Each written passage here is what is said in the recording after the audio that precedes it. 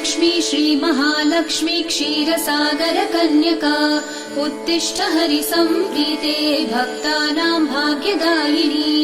श्रीलक्ष्मी श्रीमहालक्ष्मी क्षीरसागरकन्यका उत्तिष्ठ हरिसम्प्रीते भक्तानां भाग्यदायिनी। उत्तिष्ठोत्तिष्ठ श्रीलक्ष्मी विष्णुवक्षस्थलालये उत्तिष्ठ करुणापूर्णे लोकानां शुभदायिनी। उत्तिष्ठोत्तिष्ठ श्रीलक्ष्मी विष्णुवक्षस्थलालये उत्तिष्ठ करुणापूर्णे लोकानां शुभदायिनी।